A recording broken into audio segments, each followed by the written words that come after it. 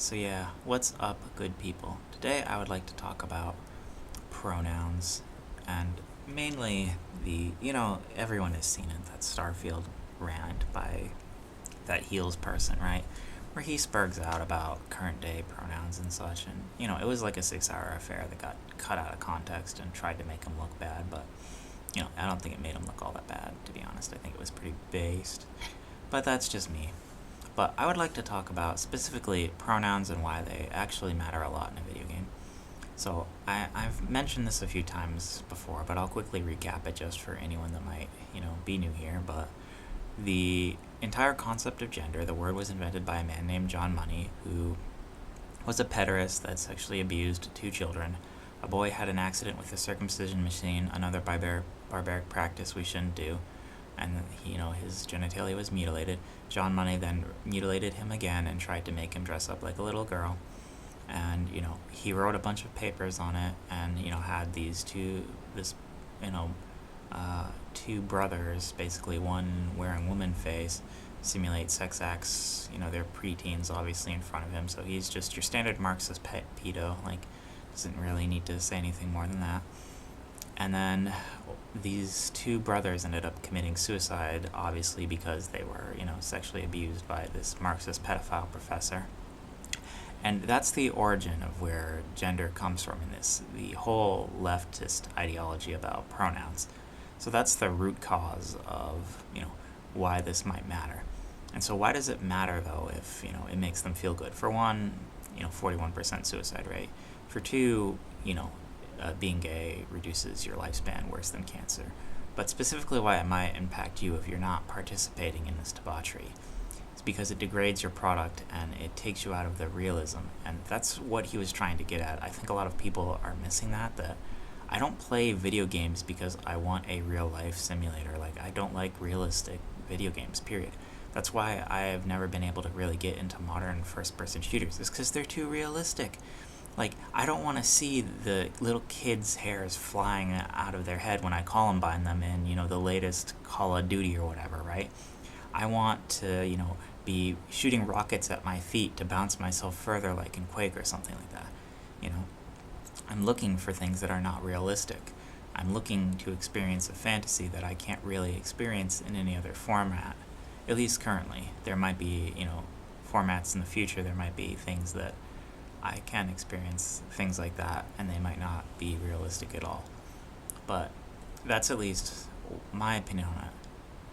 And, when he's saying that he doesn't want to have to deal, be brought out of this fantasy world and brought into the modern day politics, that has a lot of weight to it, and that goes for both ways. But the political right, when it makes something, it doesn't include its politics in it, which is why a lot of leftists assume that like right-wing people don't create media, when in fact the vast majority of media all throughout time was created by right-wing people.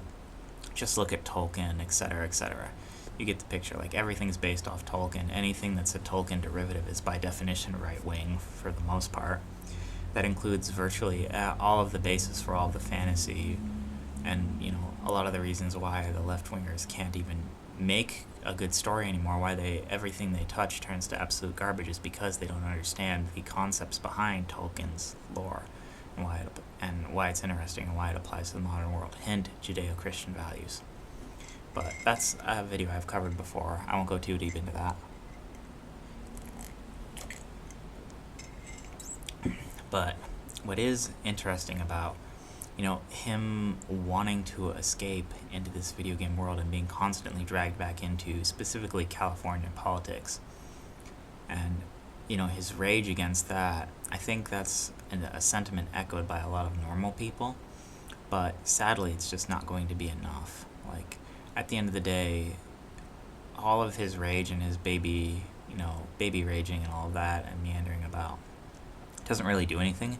It gets him a lot of personal fame, and yes, it's funny to watch, but at the end of the day, it's something which anyone with an IQ above room temperature already knows. It's not going to get BlackRock to make these people change. Like, Bethesda, I don't know how many people bought that game, just looking at the sales right now, but combine that with the money they got from Larry Fink and BlackRock, like, they're incentivized to continue the behavior, period. So the behavior is going to continue, and things are only going to get worse until that corporation is eventually sold or bought out by someone, and then it doesn't exist anymore, right?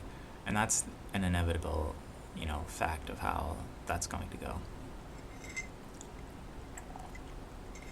Just like how Carlyle Group now is selling Jagex after they ran it into the ground and pushed their BlackRock ESG garbage, right? And that's going to run through the gaming industry like AIDS, basically.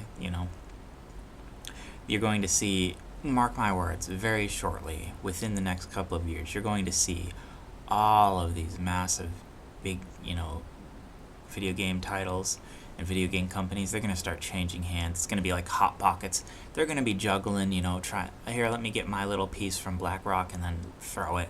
Now you can get your little piece. Okay, get rid of it, because the person that's going to lose is the person that's going to be left with, like Jagex, for instance, left with, Bethesda when they start selling off. And, they're just going to play hot potatoes with it. And it's very basic corporatism. It's very basic.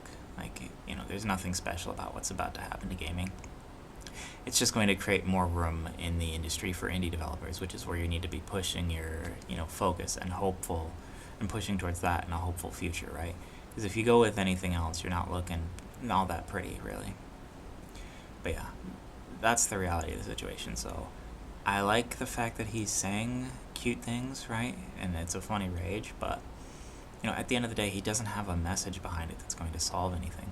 The message is get behind indie development and hit when all of these corporations start tossing, all of these groups around and trying to, basically trade BlackRock money until someone's left holding the bag, right?